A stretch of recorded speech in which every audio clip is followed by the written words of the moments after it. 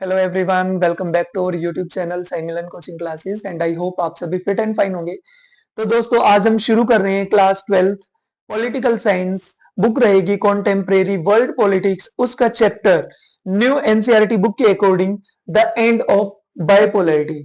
सबसे पहले चैप्टर शुरू करने से पहले जो उसकी लर्निंग आउटकम्स है वो हम जान लेते हैं कि इस चैप्टर के दौरान जो हमारे लर्निंग आउटकम्स है वो क्या क्या निकल के आएंगे, या इस चैप्टर में हम क्या क्या सीखने वाले हैं।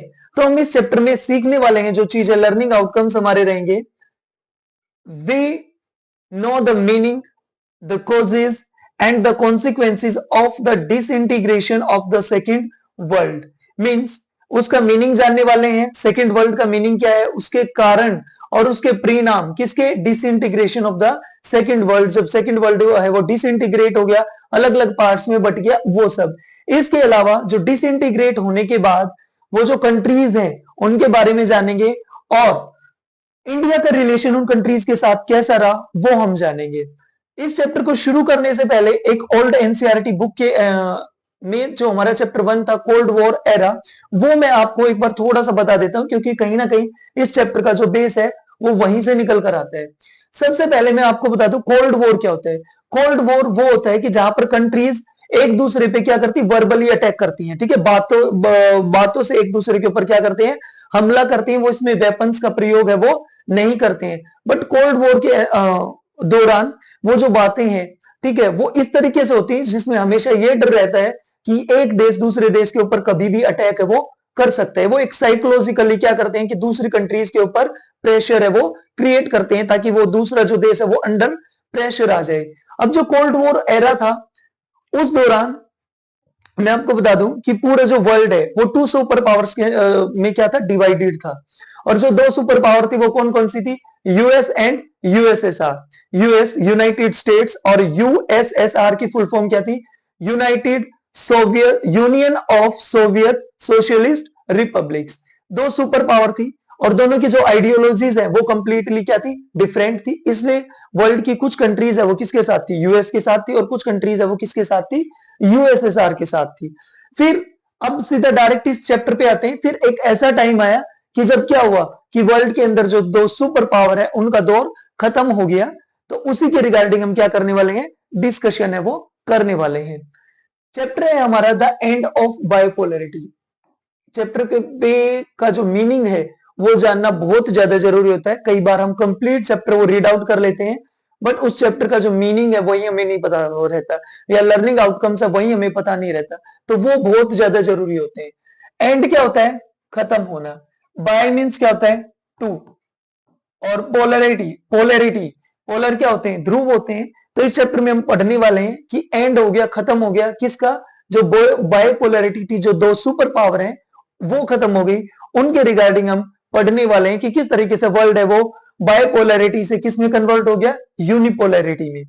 तो चलो सबसे पहले हम देखते हैं कि जो पिक्चर्स आपको क्लियर दिख रही होगी, ठीक है, ये जो पिक्चर है वो किसकी है, that is Berlin wall. That is Berlin wall. ये देखिए ये क्या है, बर्लिन वॉल है। इसके रिगार्डिंग हम थोड़ा सा जान लेते हैं, क्योंकि ये भी कहीं ना कहीं सिंबलाइज करती है किसको, कोल्ड वॉर को। तो चलो देखते हैं। The Berlin wall which had been built at the height of the Cold War and was its greatest symbol was toppled by the people in 1989। कि कोल्ड वॉर के दौरान क्या किया गया था, जर्मनी को after second world war Germany को two parts में डिवाइड कर दिया था, east Berlin and west Berlin. ये किसको सिंबलाइज करती है, कोल्ड वॉर को। जब कोल्ड वॉर क्या था, अपनी हाइट पर था, तो उसको क्या कर दिया गया था, इस वॉल को बना दिया गया था। और एक और मैं चीज बता दूं, जो ये बर्लिन वॉल है वो सिंबलाइज करती है between the capitalist and the communist world. जो मैंने बताया वर्ल्ड टू सुपर पावर्स में डिवाइडेड था, तो जो यूएस है वो किस में बिलीव करती थी, ये यूएस है वो कैपिटलिस्ट बेस्ड कंट्री थी, और जो आपकी यूएसएसआर है वो किस में बिलीव करती थी, कम्युनिस्ट में बिलीव करती थी। अब थोड़ा सा मीनिंग जान लेते हैं। कैपिटलिस्ट मींस जो किस में, प्राइवेटाइजेशन में बिलीव करती है, जो इन्वेस्टमेंट में बिलीव करती है, जो इंडस्ट्रीज में ज्यादा बिलीव करती है, दैट इज कैपिटलिस्ट। वहां पे इंडिविजुअल पर्सन है वो डिसीजन है वो ले सकते थे, या जो प्राइवेट जो कंपनीज हैं वो क्या कर सकती थी, डिसीजन ले सकती थी, कितना प्रोडक्शन करना है, किस तरीके से किस सेक्टर में कितना इन्वेस्टमेंट करना है, लेकिन जो कम्युनिस्ट जो वर्ल्ड था वहां पे जो मोस्टली डिसीजन है वो कौन लेती थी? गवर्नमेंट लेती थी, गवर्नमेंट बेस्ड अथोराइज्ड थी। वहां पर जो आपकी प्राइवेटाइजेशन है वो नहीं थी। और ये कम्युनिस्ट है वो किस में था? यूएसएसआर के दौरान। जो बर्लिन वॉल है वो कब बिल्ट हुई? 1961 में बिल्ट हुई। और ये क्या कर रही थी? ईस्ट और वेस्ट बर्लिन को क्या करती थी? डिवाइड कर रखा था इसने। क्या करता था? ईस्ट और वेस्ट बर्लिन को डिवाइड कर रखा था। अब ये देखो, this more than 150 kilometre long wall stood for 28 years and was finally broken by the people on 9 नवंबर 1989। ये जो वॉल है वो अप्रोक्सीमेट कितने किलोमीटर है? 150 किलोमीटर लंबी थी ये दीवार, ठीक है। और ये लगभग कितने साल तक रही? 1961 से लेकर 1989 तक, मींस अप्रोक्सीमेट 28 ईयर्स। और फाइनली लोगों ने क्या किया? इस वॉल को गिरा दिया 9 नवंबर 1989। और जैसे ही इस वॉल को कोलैप्स किया, उसी के साथ जो कोल्ड वॉर एरा है वो भी क्या हो गया? खत्म हो गया। क्योंकि वर्ल्ड के अंदर का फिर एक ही सुपर पावर बच गई थी, दैट इज यूएस। तो ये क्या है? इस वॉल के रिगार्डिंग है। तो चलो आगे और जानते हैं बर्लिन वॉल के रिगार्डिंग प्रॉपरली और चीजें जानते हैं। The Berlin Wall was a barrier built by East Germany from 1961 to 1989 that physically and ideologically divided East and West Berlin. जो बर्लिन वॉल है वो बैरियर था, एक क्या थी? रुकावट थी। किसके बीच में? ईस्ट जर्मनी और वेस्ट जर्मनी के बीच में। अब ये बनवाई किसने थी? ये बनवाई थी भाई ईस्ट जर्मनी ने बनवाई थी। और ये हम डिस्कशन कर चुके, कब से कब तक रही? 1961 टू 1989। फिजिकली एंड आइडियोलॉजिकली, मतलब उनकी आइडियोलॉजी भी अलग थी, तभी तो वॉल हुई ना, कि ईस्ट जर्मनी अलग और वेस्ट जर्मनी अलग हो गई। फिर अब ये वॉल क्यों बनी? क्वेश्चन ये आता है कि सर क्यों बनी? तो इसका आंसर ये है, erected to stop east Germans from fleeing to the west, कि रोक रहे थे वो किसको? कि जो ईस्ट जर्मन वाले लोग है वो किधर भाग रहे थे? वेस्ट जर्मन की तरफ भाग रहे थे। तो उनको रोकने के लिए क्या किया उन्होंने? ये वॉल बनाई। इसके अलावा जो ये वॉल है वो किसका भी सिंबल थी? कोल्ड वॉर को शो करती थी। और ये डिवीजन थी किसका? कम्युनिस्ट ईस्ट का एंड डेमोक्रेटिक वेस्ट का। अब एक चीज समझ ली, ईस्ट, कम्युनिस्ट ईस्ट मींस ये किसकी तरफ था? यूएसएसआर की तरफ। और डेमोक्रेटिक वेस्ट मतलब ये किसकी तरफ था? किसके कब्जे में था? यूनाइटेड स्टेट्स के उसमें था। और उसके बाद इसको क्या किया गया? 1989 में इस दीवार को गिरा दिया गया। और 1990 में फिर दोबारा से जर्मनी क्या हो गया? रीयूनिफिकेशन मींस एक है वो हो गया। चलो और देखते हैं कंस्ट्रक्शन एंड पर्पस। इसको बनाने का पर्पस है वो क्या था? तो ये ऑलरेडी डिस्कशन कर लिया है कि इसका मेन पर्पस था ईस्ट जर्मन को वेस्ट जर्मन से अलग करना, क्योंकि ईस्ट जर्मन है वो किसके अधीन था? यूएसएसआर के। और ये वेस्ट वो किसके था? यूएस के अकॉर्डिंग था। दोनों को सेपरेट करने के लिए और ईस्ट जर्मन को वेस्ट जर्मन की तरफ जाने से रोकने के लिए। फिर उसके बाद है फिजिकल फीचर्स, कि जो ये वॉल है वो ऐसे ही नहीं थी कि नॉर्मली ऐसे ईंटों से बना के रख दी, नहीं। The wall evolve from barbed wire, कटीले तार लगे हुए थे, जो वायर होती है ना ऐसे, इस तरीके से ऐसे कटीले तार थे उसमें, to a sophisticated system of concrete wall, ठीक है, guard towers and anti vehicle trenches, death strip. अब एक और चीज समझो, इसके अंदर एनसीईआरटी में कितनी 150 किलोमीटर से। अब एक और चीज समझो, उस वॉल के भाई अकॉर्डिंग ऐसी नहीं थी, बहुत ही मजबूत, ठीक है, सीमेंट वगैरह के साथ बना रखी थी। टावर वगैरह लगे हुए थे उसके अकॉर्डिंग। जैसे मान लो कि ये वॉल है, ठीक है, तो इसमें वो क्या थे? इस तरीके से टावर, ऊपर भी प्रोटेक्शन रहता और यहाँ पे कटीले तार, ताकि कोई भाग के आगे ना जा सके। इसके अलावा इसमें एक और वर्ड एंटी व्हीकल ट्रेंचेस, वो क्या बना रखे थे? गड्ढे भी बना रखे थे, जगह जगह क्या भी बना रखे थे? गड्ढे भी बना रखे थे, ठीक है। और उसमें एक तरीके से आप कह सकते हो कि एक पूरा, अगर कोई भागता है तो उस तरीके से चीजें कर रखी थी कि सीधी क्या होगी? उसकी डेथ ही होगी, वो बचेगा नहीं।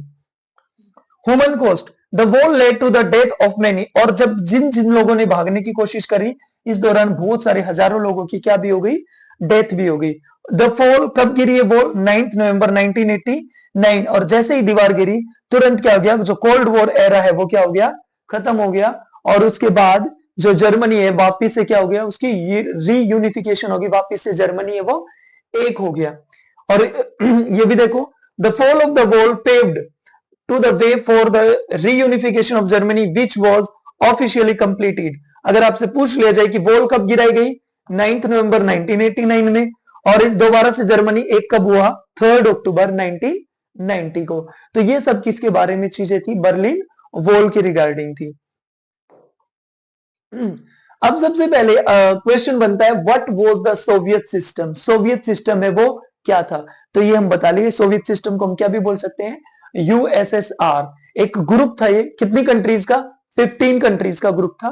तो उसके रिगार्डिंग हमें ये जानते हैं। चलो, एनसीईआरटी से ही आपको क्या करने हैं? जो नोट्स है वो हाईलाइट करने हैं और उन्हीं को प्रॉपर है वो जानना है। कई बार क्या होता है, एनसीईआरटी से देखो बेस्ट बुक कोई नहीं होती है, बट इसके अंदर कई बार क्या होता है कि कोई पर्टिकुलर वर्ड दे दिया, फिर उसकी एक्सप्लेनेशन मान लो बाई चांस नहीं है, तो फिर वो हमें सर्च आउट करनी है और अपने नोट्स में क्या करनी है? एड ऑन करनी है। अब देखते हैं कि what was the Soviet system? The Union of Soviet Socialist Republic, ये किसकी फुल फॉर्म है? यूएसएसआर की। Came into being after the socialist revolution in Russia in 1917, की सबसे बड़ी क्रांति कही जाती है इतिहास की, सामाजिक क्रांति, सोशलिस्ट जो रिवॉल्यूशन है वो कहां पर हुआ? रशिया में 1970 में। और उसी के बाद जो सोवियत सिस्टम है ये बना था। The revolution was inspired by the ideals of socialism as oppose to capitalism and the need for egalitarian society. कितनी इंपॉर्टेंट इसने बात की। जो एक क्रांति हुई थी रशिया, इसकी जो क्रांति हुई थी 1970 में, रशियन जो रिवॉल्यूशन हुआ था, इसमें क्या बताया गया कि किसके लिए हुई थी? ये फेवरिज्म कर रहा था किसका? सोशलिज्म का। और विरोध किसका कर रहा था? कैपिटलिज्म का। मींस कि जो सोसाइटी है उसमें इक्वलिटी होनी चाहिए, ठीक है, और सभी को क्या होनी चाहिए? इक्वल अपॉर्चुनिटी मिलनी चाहिए। और जो कैपिटलिज्म है, प्राइवेटाइजेशन है, इसका अपोज कर रहा था कि जो प्राइवेटाइजेशन है ये बंद होना चाहिए। इसके अलावा एक एग्लिटेरियन सोसाइटी, मींस एक ऐसी सोसाइटी का निर्माण होना चाहिए जहां पर सब लोग क्या हो? इक्वल हो, बराबर हो। और ये शायद आज तक की हिस्ट्री में सबसे बड़ा अटेम्प्ट किया गया है प्राइवेट प्रॉपर्टी को या जो खत्म करने के लिए, ठीक है, और सब लोगों के बीच में क्या लेके आने के लिए? इक्वेलिटी लेके आने के लिए, सोसाइटी बेस्ड ऐसी सोसाइटी बनाने के लिए जहां पे क्या हो? इक्वेलिटी हो। In doing so the makers of the Soviet system give primacy to the state and the institution of the party. इसमें एक और चीज है, ये जब सब हो रहा था तो सोवियत सिस्टम ने किसको ज्यादा प्राइमेसी दी? किसको? स्टेट को, ठीक है। The Soviet political system centred around the, ये इंपॉर्टेंट है कि जो पूरा जो सोवियत सिस्टम था उसमें एक ही सिंगल पार्टी थी। वो क्या थी? एक ही सिंगल पार्टी थी, that is communist party. Single party ने रूल किया, कम्युनिस्ट पार्टी ने, और दूसरी पार्टीज को अलाउड है वो किया ही नहीं। तो सिंगल पार्टी सिस्टम है वो वहां पर रहा। और जो इसकी इकोनॉमी थी वो क्या थी? प्रॉपरली प्लान्ड थी, ठीक है, और स्टेट जो गवर्नमेंट है उसको क्या करती थी? कंट्रोल करती थी। After the second world war, the East European countries that the Soviet army had liberated from the fascist forces came under the control of the USSR। और कुछ ईस्टर्न यूरोपियन कंट्रीज थी जिनकी क्या करी थी उस दौरान? यूएसएसआर की जो आर्मी है, ठीक है, उसने क्या करी थी? हेल्प करी थी। उसके बाद उन्होंने क्या किया? उनको भी बाद में अपने क्या कर लिया? अंडर प्रेशर है वो, या जो अपने अंडर में ले लिया, अपने जो यूएसएसआर का हिस्सा है उनको बना लिया। किनको? यूरोपियन कंट्रीज को।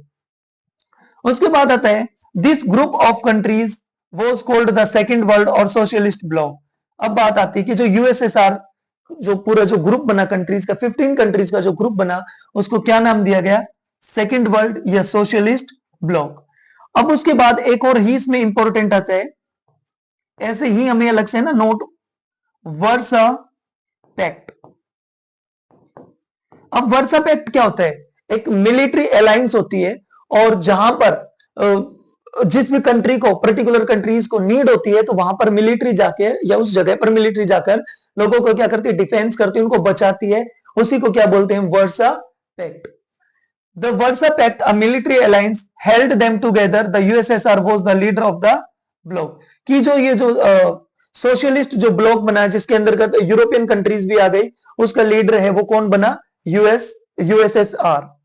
फिर इसमें आता है the Soviet economy was then more developed than the rest of the world except US। अब 15 कंट्रीज एक साथ आ गई, तो अब क्या भी हुआ? उनकी जो इकोनॉमिक जो पावर है वो भी बढ़ गई साथ में, क्योंकि अलग अलग कंट्रीज में जो अलग अलग रिसोर्सेज थे वो अब सब क्या हो गए? सब एक जगह पे आ गए।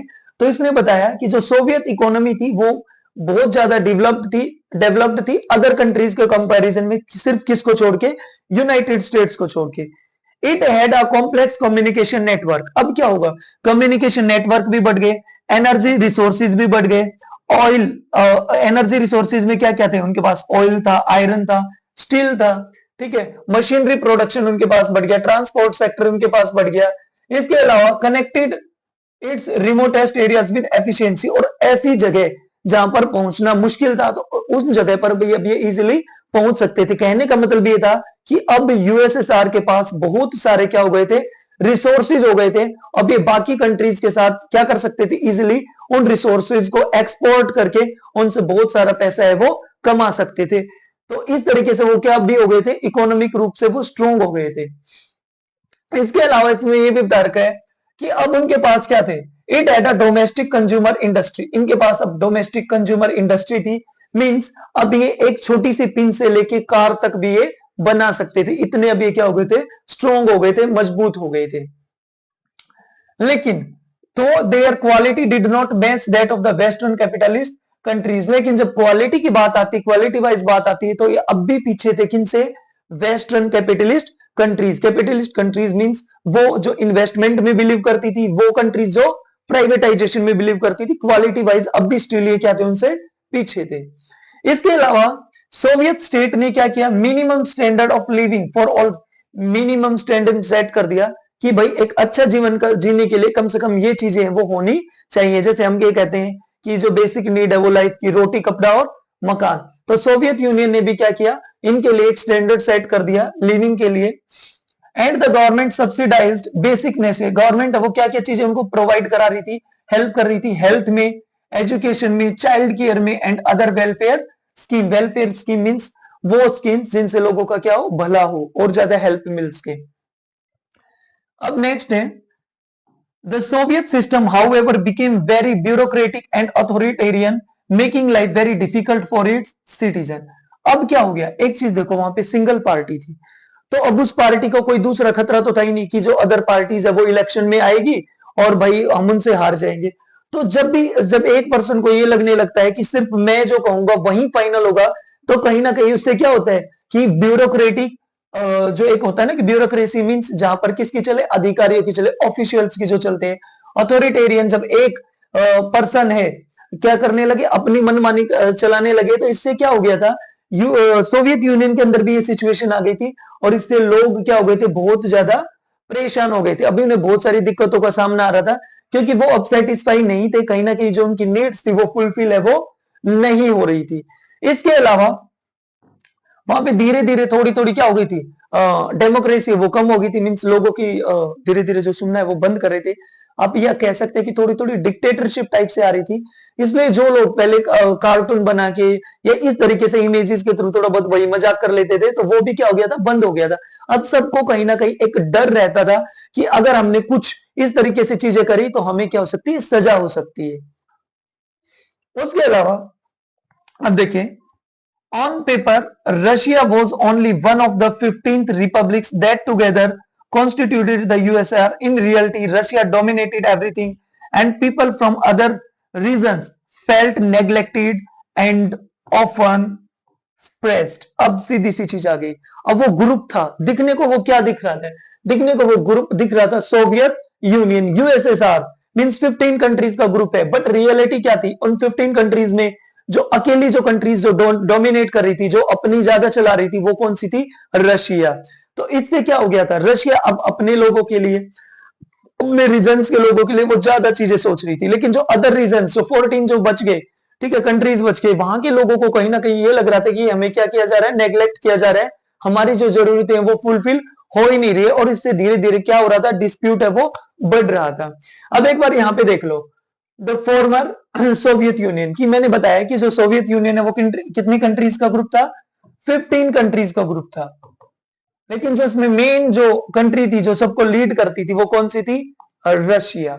कौन सी थी, रशिया। देखो ये पूरा जो बड़ा एरिया जो आपको दिख रहा है रेड वाला, ठीक है, ये सारा किसका था, रशिया का था। तो रशिया डोमिनेट करती थी और बाकी अदर रीजन्स के लोगों को क्या करता था कि हमें नेग्लेक्ट किया जा रहा है, हमारी जरूरतें पूरी नहीं हो रही।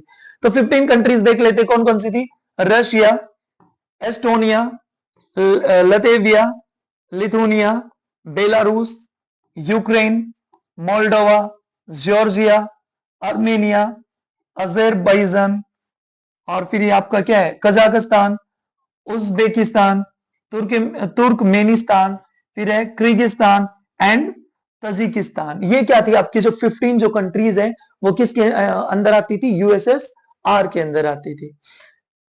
एक और देख लो, इसमें थोड़ा सा बॉक्स में गिवन है, leaders of the Soviet union, important है। और ये जो लीडर थे वो कौन थे, व्लादिमीर लेनिन। व्लादिमीर लेनिन जो रशिया में जो रिवॉल्यूशन हुई थी 1917 में, उसके क्या थे ये लीडर थे। ठीक है, तो ये देखो, Vladimir Lenin founder of the Bolshevik communist party की, जो रशिया के अंदर जो पार्टी थी बोल्शेविक कम्युनिस्ट पार्टी, उसके लीडर कौन थे, उसके लीडर थे, फाउंडर थे Vladimir Lenin. Russian revolution of 1917 and founder head of the USSR during the most difficult period of the following revolution 1917 से 24। इस दौरान क्या चल रहा था, जो रशिया का रिवॉल्यूशन चल रहा था, इसी दौरान इन्होंने क्या किया, यूएसएसआर को एक ग्रुप बनाया। ठीक है, तो ये आपके क्या थे, व्लादिमीर लेनिन। इनका ध्यान रखना है कि ये जो रशिया रिवॉल्यूशन जो हुआ, क्रांति जो हुई, उसमें भी लीडर थे। इसके अलावा फाउंडर थे किसके, कम्युनिस्ट पार्टी के। इसके अलावा यूएसएसआर को बनाने में भी इनकी बहुत ज्यादा महत्वपूर्ण है वो भूमिका थी। नेक्स्ट देख लीजिए, फिर है in the arms race the फिर क्या हुआ, जैसे मैंने बताया कि जब इकोनॉमी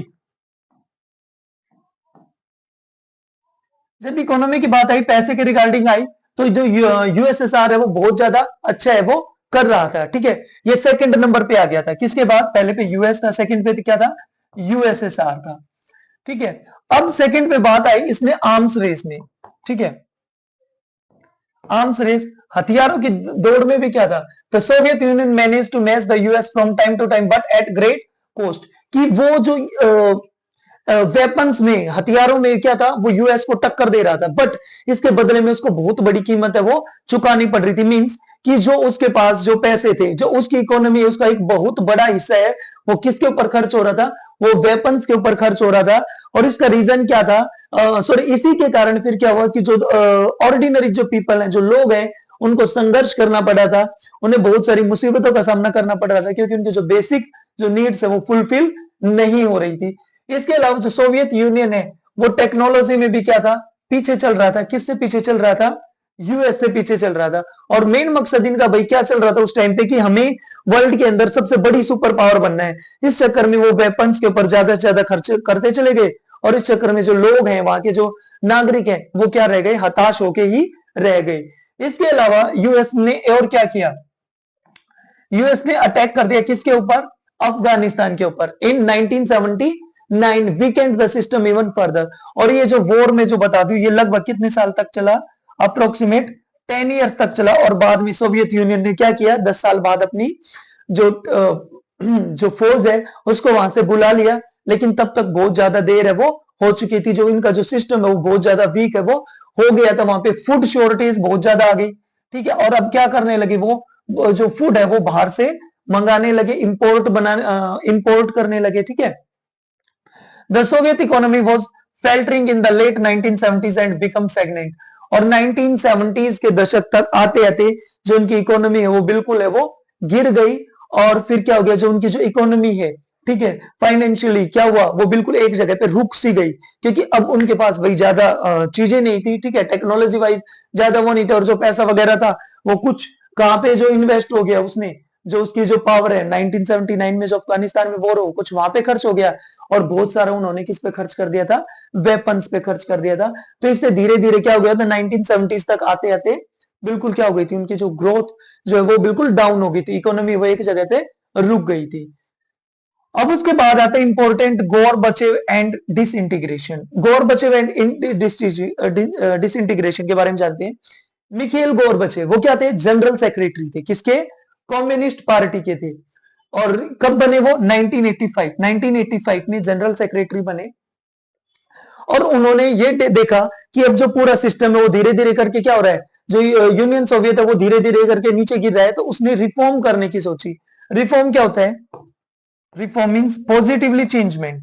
वो बदलाव करना चाहता था पूरे सिस्टम में, इस तरीके से बदलाव करना चाहता था ताकि जो इकोनॉमी है वो यूएसएसआर के ऊपर उठ जाए और जिस मुसीबत का वो सामना कर रहे हैं उसका आगे ना करना पड़े। अब उसने देख लिया कि भाई रिफॉर्म है वो बिल्कुल जरूरी है, बदलाव है वो बहुत ज्यादा जरूरी है। Reform were necessary to keep the USSR abreast of the information and technological revolution taking place in the west, कि अगर वेस्ट की टक्कर लेनी है, अगर वेस्ट की तरह अगर हमें प्रोग्रेस करनी है तो हमें रिफॉर्म करना पड़ेगा और इंफॉर्मेशन एंड टेक्नोलॉजी में भी हमें आगे है वो बढ़ना पड़ेगा। Gorbachev decision to normalise relation with the West and democratise and reform the Soviet Union had some other effects that neither he or nor anyone also intended or anticipated।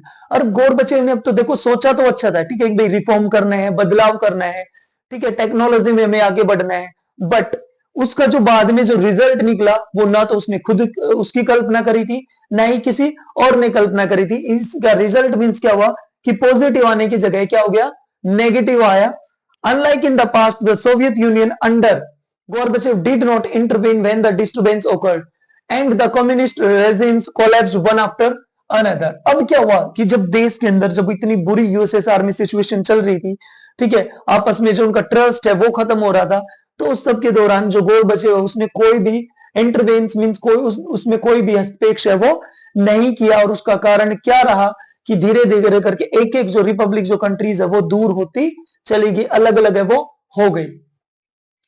फिर उसमें और देखते हैं अ coup took place in 1991 that was encouraged by communist party हर्डलिनस। अब उसके क्या हुआ 1991 में क्या हुआ एक कूप आया, ठीक है और ये जो कूप है वो किसने इनकरेज किया, कम्युनिस्ट पार्टी के जो हर्डलिनर्स थे, जो लोग जो बदलाव को नहीं एक तरीके से देखो दो कम्युनिस्ट पार्टी में भी जब गोरबचेव आए तो वहां पे भी ये नहीं कि सब लोग जनरल सेक्रेटरी के साथ थे, उसमें कुछ आधे लोग ऐसे थे जो ये चाहते थे कि बदलाव ना हो, आधे लोग ऐसे थे जो चाह रहे थे बदलाव हो, ठीक है। तो अब क्या होगा उनके दौरान उनमें भी आपस में क्या हो गया, डिस्प्यूट हो गया, वो लोग भी आपस में भिड़ गए।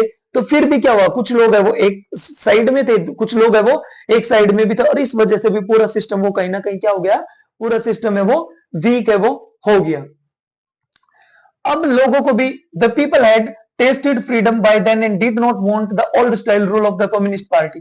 अब जो लोग जो उनको भी ये हो गया कि भाई अब जो नया सिस्टम जो आया है, ठीक है अब हम उसी का साथ देंगे, अब हमें पुराना सिस्टम है वो नहीं चाहिए। कहने का मतलब मैंने बताया कि लोग है वो दो हिस्सों में बट गए, पार्टी भी दो हिस्सों में बट गई। अब यहाँ पे एक और इंपॉर्टेंट नेम आता है बोरिस येल्सिन। क्या है, बोरिस येल्सिन। जब ये सिचुएशन चल रही थी तो जो बोरिस येल्सिन है वो क्या बन के आया, नेशनल हीरो बन के आया। क्या बन के आया, नेशनल हीरो वो बन के आए। The Russian Republic were Yeltsin von a popular. इसके बाद क्या हुआ, इलेक्शन में भी वो क्या हो गए, जीत गए, ठीक है। और अब कहीं ना कहीं जो चीजें हैं वो क्या आ गई, उनके कंट्रोल में आ गई। Power began to shift from Soviet centre to the republics, especially in the more Europeanised part of the Soviet Union which saw themselves as sovereign states। अब देखो कितनी इंपॉर्टेंट चीज आ गई। अब धीरे धीरे करके क्या, बोरिस येल्सिन के आने के बाद धीरे धीरे पावर है वो शिफ्ट होने लगी।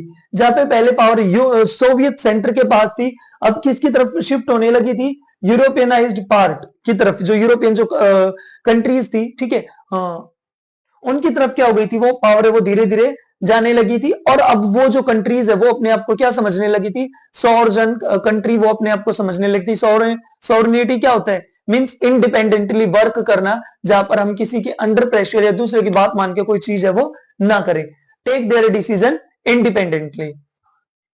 लेकिन जो सेंट्रल जो एशियन कंट्रीज थी वो क्या थी, अब भी मैंने बताया ना कि जो यूरोपियन कंट्रीज थी वो तो क्या चाह रही थी, वो उन्होंने फील भी कर लिया था इंडिपेंडेंट की नेशन की तरह, अब वो अपने आप को महसूस करने लगे थे।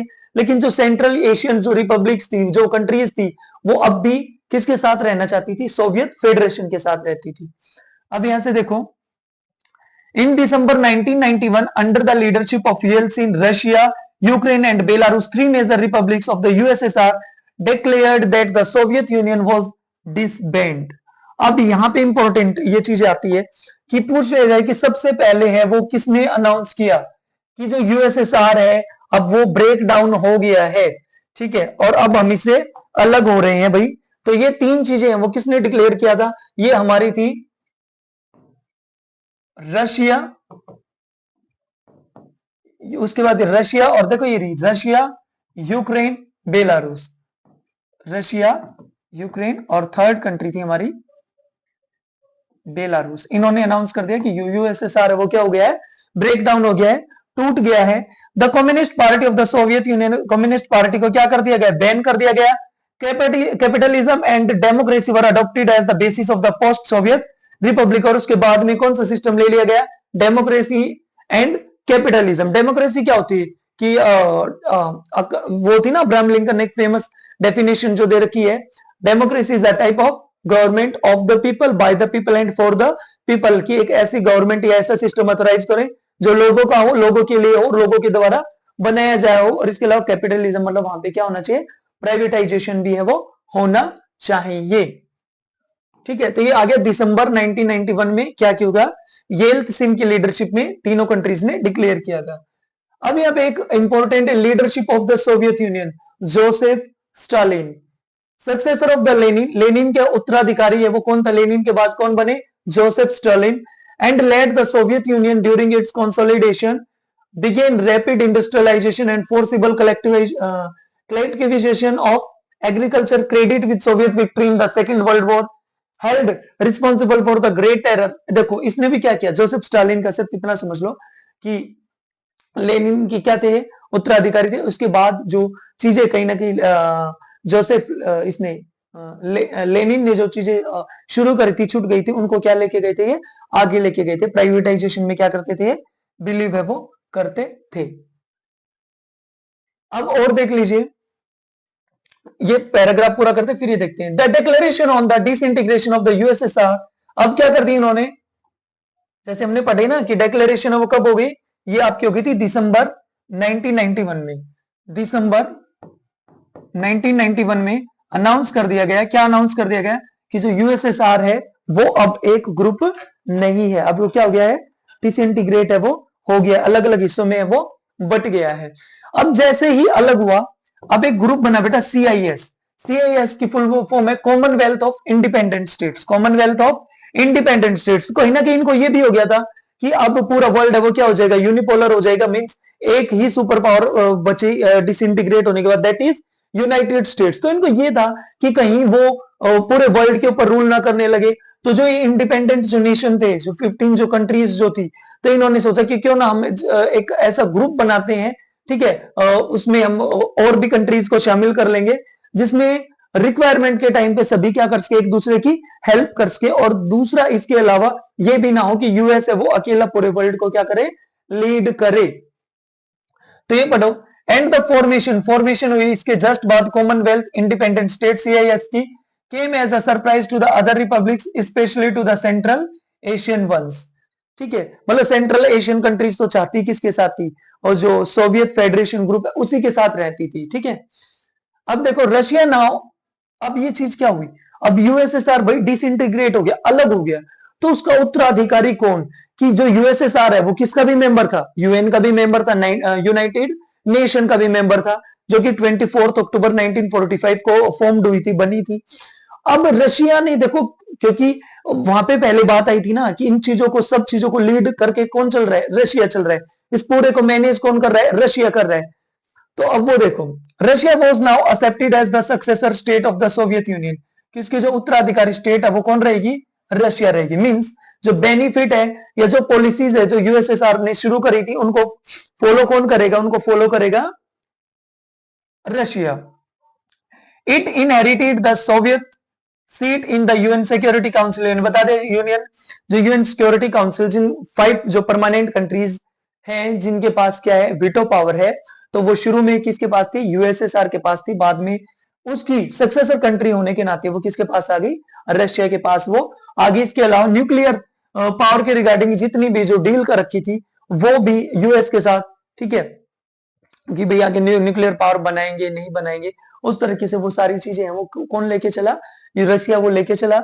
Means the old Soviet union was दस डेड एंड बरीड। अब जो पुराना जो सोवियत सिस्टम था वो एकदम से क्या हो गया था, मर गया था, खत्म हो गया था। ठीक है, अब नेक्स्ट देख लीजिए, टॉपिक है why did the Soviet union disintegrate, कि जो सोवियत यूनियन है भाई वो डिसइंटीग्रेट क्यों हुआ।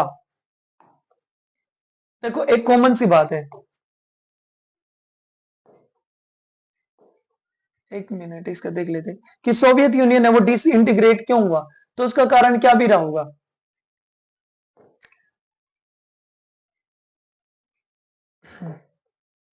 कि कोई ना कोई तो कमी आई होगी ना, अगर प्रॉपर अगर चीजें चलती तो वो कभी भी है वो अलग अलग होता ही नहीं। जैसे हमने बताया कि हमने शुरू में पढ़ा कि जो कंट्रीज है, जो अदर 14 रिपब्लिक्स थे, उनको क्लियर कट ये चीज हो गई थी कि जो रशिया है वो क्या कर रहा है, बाकी जो रीजन्स के लोग हैं उनको नेग्लेक्ट कर रहा है, ठीक है, और वो क्या कर रहा है, अपना रूल है वो अपना रूल लेके चल रहा है, अपना शासन वो लेके चल रहा है, और बाकी कहीं ना कहीं अदर कंट्रीज थी वो क्या थी, रिपब्लिक्स थे, वो अंडर प्रेशर थी। अब फर्स्ट ही क्वेश्चन आता है कि how did the second most powerful country in the world suddenly disintegrate, की जो यूएसएसआर, जो वर्ल्ड की सेकंड मोस्ट पॉपुलर जो सॉरी पावरफुल जो कंट्री थी, वो कैसे अलग हो गई, डिसइंटीग्रेट कैसे हो गई, कैसे वो टूट गई, कैसे वो अलग अलग हिस्सों में बट गई, तो उसका हम रीजन है वो देखते हैं। अब सबसे मेन रीजन था, there is no doubt that the internal weaknesses of the Soviet political and economic institutions which failed to meet the aspiration of the people were responsible for the collapse of their system। सीधी सी चीज है, कोई भी चीज जब टूटती है, जब वो अंदर से क्या हो जाती है, कमजोर हो जाती है, तो उसके अंदर क्या आ गई थी, यूएसएसआर के अंदर इंटरनल वीकनेस थी, मींस पॉलिटिकली भी इकोनॉमिकली भी वो लोगों की उम्मीदों पे खरा है वो नहीं उतर पा रहे थे, इसकी वजह से भी वो क्या हुआ, डिसइंटीग्रेट है वो हो गया। और इसके अलावा वहां पर क्या भी हो गए थे भाई, फूड शॉर्टेज आ गई थी, ठीक है, और जब लोगों को खुद उसके ऊपर डाउट होने लग गया था कि अब ये प्रॉपरली वो रूल कर सकती है या नहीं कर सकती, और रही कहीं कसर क्या छोड़ दी कि अफगानिस्तान पे अटैक कर दिया, कि जो लगभग 10 साल तक चला, उससे भी उनकी हालत है वो बहुत ज्यादा खराब है वो हो गई। अब नेक्स्ट क्वेश्चन देखो, why did the system why did the system become so weak and why did the economy stagnate, कि ये जो पूरा सिस्टम है वही वो कमजोर क्यों बन गया, और जो जो उनकी इकोनॉमी जो इतनी अच्छी चल रही थी, जो यूएसए के बाद सेकंड नंबर पे आ रही थी, वो एक जगह स्टेगनेंट होता है कि रुक जाना, एक ही जगह पे कैसे रुक गई, ठीक है, वो देखो reason. The Soviet economy used much of its resources in maintaining a nuclear and military arsenal and the development of its satellite states in Eastern Europe and within the Soviet system। देखो कितनी important चीज already discussion कर चुकी, week क्यों हुआ, क्योंकि जो उनकी जो इकोनॉमी का जो एक जो बड़ा हिस्सा था वो किस पे खर्च कर रहे थे, वो कर रहे थे वो न्यूक्लियर पावर के ऊपर, वो खर्च कर रहे थे अपनी मिलिट्री के ऊपर, तो वहां पे वो सारा पैसा खर्च कर दिया, अब जो लोग है वो तो रह गए, उनकी जरूरतें फुलफिल नहीं हुई। इसके अलावा उस वहां पर उन्होंने सैटेलाइट स्टेट बना रखी थी, जिसमें मेनली 5 और वैसे कितनी थी 7 to 8 सैटेलाइट स्टेट्स थी। सैटेलाइट स्टेट्स वो होती हैं जिनमें इन्वेस्टमेंट करी जाती है, किसके पर्पज से, सिक्योरिटी के पर्पज से, ताकि जो अदर जो कंट्रीज है वो उनके ऊपर क्या ना कर सके, अटैक ना कर सके, और अगर अटैक की संभावना हो तो जो सैटेलाइट्स वगैरह वो पहले उन्हें अवेयर कर देती हैं किसी भी संभावित खतरे के लिए। तो ये इसकी वजह से क्या हो गया, खर्च मतलब कि जो सिस्टम है वो बहुत ज्यादा क्या हो गया, वीक हो गया। इसके अलावा जैसे मैंने बताया कि जो वहां के जो ऑर्डिनरी जो सिटीजन थे, अब भाई उन्हें भी नॉलेज होगी कि जो वेस्टर्न जो कंट्रीज के लोग हैं वो बहुत ही ज्यादा अच्छे तरीके से हमसे रहते हैं, ठीक है, तो वो कहीं ना कहीं अब वो भी एक्सपेक्ट करने लगे थे कि हमें भी उस तरीके की सुविधाएं हैं वो मिलनी चाहिए, इससे लोग क्या हो गए थे, उनके अगेंस्ट है वो हो गए थे। ये बॉक्स वाले जरूर देख लिया करो, एक थे निकिता क्रूश्चेव, ठीक है, क्रूश्चेव लीडर थे किसके, सोवियत यूनियन के, और denounced Stalin leadership style and इन्होंने जो स्टालिन ने जो लीडरशिप स्टाइल था उसको हटा के, और ये किस में बिलीव करते थे, पीसफुल को एग्जिस्टेंस विद द वेस्ट, कि वेस्ट के साथ हमें मिलजुल कर प्रॉपरली वो रहना चाहिए। तो चलो आगे देखो नेक्स्ट। उसके अलावा था द कम्युनिस्ट पार्टी, दैट है कम्युनिस्ट पार्टी ने रूल किया लगभग कितने साल तक, 70 ईयर्स तक। अब जो लोगों को जो प्रॉब्लम आ रही थी, लोग मतलब इकोनॉमिकली पॉलिटिकली सोशली जो वो स्ट्रगल कर रहे थे, तो उस दौरान सबसे ज्यादा बड़ी ड्यूटी किसकी बनती थी, कम्युनिस्ट पार्टी की ड्यूटी बनती थी कि वो इसके लिए अकाउंटेबल बने, जवाबदेही बने, लोगों की मदद करे, क्योंकि वो 70 साल से वही उसको तो मतलब सिंगल पार्टी रूल कर रही थी, तो लेकिन ऐसे समय में इन्होंने इनकी कोई भी मदद है वो नहीं करी। Ordinary people were alienated by slow and stifling administration, rampant corruption, the inability of the system of correct mistakes it had made, the unwillingness to allow more openness in government. अब देखो एक और चीज हो गई, centralization of authority in a vast land. अब क्या हो गई, अब जो जो लोग थे उन्होंने देखा कि धीरे धीरे जो करप्शन है वो हद से ज्यादा बढ़ रहा है। इसके अलावा अगर गवर्नमेंट कोई गलती भी कर देती, भाई हो जाती है, ठीक है, तो कहीं ना कहीं इस चीज को एक्सेप्ट करो कि भाई हम ये पॉलिसी लेके आए थे, बट ये जिस पर्पज से हम लेके आए थे उस तरीके से वर्क है वो नहीं कर सके, तो now we wants to change this policy, ठीक है। लेकिन इन्होंने कभी भी उसके लिए जवाबदेही है वो नहीं करी, और वो क्या कर रहे थे, धीरे धीरे जो रिसोर्सेज है उनके ऊपर अथॉरिटेरियन होते जा रहे थे, लोगों से छीनकर कहीं ना कहीं वो खुद क्या कर रहे थे, उस पर कब्जा करते जा रहे थे। इससे भी लोग क्या हो गए थे, बहुत ज्यादा नाराज हो गए थे, और जो गवर्नमेंट की जो अब जो उनके पास जो समर्थन होता है वो धीरे धीरे क्या होता जा रहा था, कम होता जा रहा था। इसके अलावा गोरबचेव ने जो रिफॉर्म का जो प्रॉमिस किया था कि भाई मैं पूरी जो प्रॉब्लम है वो सॉल्व कर दूंगा, ठीक है, और इकोनॉमी वाइज हम किसको पकड़ लेंगे, वेस्टर्न कंट्रीज को पकड़ लेंगे। बट उस इतना अच्छे से चीजों को पहचानने के बाद, ठीक है, डायग्नाइज करने के बाद भी प्रॉब्लम को, उसके बावजूद भी वो चीजें वो उस तरीके से जिस तरीके से वो चाह रहे थे वो हेल्प है वो नहीं करी, और धीरे धीरे क्या हो गया, पूरा सिस्टम है वो ढह गया। फिर उसके बाद आता है आपका, there were section of Soviet society which felt that Gorbachev, अच्छा इसके अलावा देखो एक और चीज हुई। अब गोरबचेव तो क्या थे, वो रिफॉर्म कर रहे थे उस चीज को, पुराने सिस्टम को हटा के कैपिटलिज्म टाइप से चीजें कर रहे थे, प्राइवेटाइजेशन लाना चाह रहे थे, लोगों की जरूरत के हिसाब से काम करना चाह रहे थे। बट यहाँ पे भी दो ग्रुप आ गए। एक ग्रुप वो था जो ये कह रहा था कि भाई जो ना प्रोसेस है वो बहुत ज्यादा स्लो है और इससे हमें बहुत ज्यादा बेनिफिट है वो नहीं मिलने वाला है, तो वो क्या थे, उससे डिससेटिस्फाई थे। लेकिन दूसरी तरफ एक ग्रुप ऐसा भी था जो ये कह रहे थे कि जो गोरबचेव ने जो पूरा जो प्रोसेस चलाया ये बहुत ज्यादा फास्ट है, और इससे भी वो क्या थे, वो सेटिस्फाई है वो नहीं थे। मतलब दोनों तरफ से कहीं ना कहीं डिससेटिस्फेक्शन था। एक कह रहे थे कि स्लो चल रहा है, दूसरा कह रहे थे कि ये बहुत ही ज्यादा तेज चल रहा है। इसके अलावा डिसइंटीग्रेशन का रीजन ये भी था, the rise of nationalism and the desire for sovereignty within various republics including Russia and the Baltic republics, अच्छा बाल्टिक रिपब्लिक, सॉरी। इसके अलावा क्या भी था, नेशनलिज्म, अब राष्ट्रवाद के लोगों में भावना आ रही थी, और वो चाह रहे थे कि हम सेपरेट सेपरेट कंट्रीज लेके चले और अपनी कंट्रीज की क्या करें, हेल्प करें, अपने देश के लिए सोचे, क्योंकि इससे पहले ब्लेम कर चुके थे कि रशिया है वो अपने लिए ही सोचता है, और अब तो रशिया भी खुद सोचने लगा था कि सेपरेट होके, ठीक है, और अपने लिए क्या करें, वर्क करें। बाल्टिक रिपब्लिक अगर पूछा जाए, बाल्टिक रिपब्लिक मींस बाल्टिक सी के पास जो कंट्रीज थी, रिपब्लिक्स थे, उनको नाम क्या दिया गया, बाल्टिक रिपब्लिक्स। वो कौन कौन सी, Estonia, Latvia and Lithuania, Ukraine, Georgia and other proved be the final and most immediate cause for the disintegration of the USSR. ये सब क्या थे, उसका कारण थे। अब आगे देखते हैं नेक्स्ट। तो ये सब रीजन हो गए। इसमें अब एक ये देख लो, मिखेल गोरबचेव, ये तो हमने कर लिया। 1985 में क्या बने, 1985 से जनरल सेक्रेटरी बने थे कम्युनिस्ट पार्टी के, और ये तब तक रहे जब तक कि क्या ना हो गया, डिसइंटीग्रेट है वो ना हो गया। अब ये चीज देखो, ये बिल्कुल इंपॉर्टेंट है, timeline of disintegration of the Soviet Union means Mikhail Gorbachev के आने से लेकर मार्च 1985 तक, दिसंबर 91 तक। ये देखो 1985 में क्या बना, क्या हुआ भाई, मार्च 1985 में मिखेल गोरबचेव को जनरल सेक्रेटरी बना दिया गया, किसका, कम्युनिस्ट पार्टी का बना दिया गया। फिर क्या हुआ, appoints Boris Yeltsin as the head of the communist party in Moscow. Moscow में क्या हुआ, क्योंकि इलेक्शन जीत गए थे ना, बोरिस येल्सिन को क्या बना दिया गया, हेड बना दिया गया मॉस्को में। Initiates a series of reforms in the Soviet union.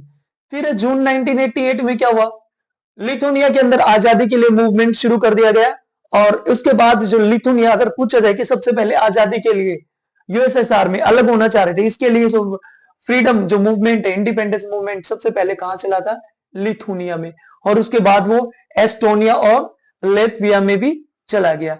अक्टूबर 1989 में क्या हुआ, सोवियत यूनियन ने वर्सा pact declares that the Warsaw Pact members are free to decide their own futures. Berlin Wall falls in November, कि जो वर्सा pact के जो member हैं वो अपना डिसाइड खुद कर सकते हैं भाई क्या करना है और क्या नहीं करना है। और उसी दौरान क्या हुआ, नवंबर 1989 में क्या भी हुआ, जो बर्लिन जो वॉल है, जो सिंबल था कोल्ड वॉर एरा का, ठीक है, जिसने डिवाइड कर रखा था उस वॉल ने ईस्ट बर्लिन और वेस्ट बर्लिन। ईस्ट मींस एक तरफ यूएसएसआर का प्रभुत्व था और दूसरी तरफ यूएस का प्रभुत्व था। वो वॉल है वो गिर गई और उसके गिरने के साथ ही क्या हो गया, कोल्ड वॉर एरा भी खत्म हो गया। 1990 फरवरी में क्या हुआ, Gorbachev strips the Soviet Communist party of the 72 years long monopoly on power by calling on the Soviet parliament to permit multi party politics। उसने क्या दे दिया, अब तक एक ही पार्टी चलती थी सोवियत कम्युनिस्ट पार्टी, लेकिन उसने परमिट दे दिए किसके लिए, मल्टी पार्टी पॉलिटिक्स। अब एक से ज्यादा पार्टी है वो हो सकती है। 1990 Lithuania become the first of the 15 Soviet republics to declare its. सबसे पहले 15 जो देश थे रिपब्लिक्स थे, सबसे पहले किसने अनाउंसमेंट किया कि हम फ्री हो गए हैं, वो कंट्री थी लिथुनिया।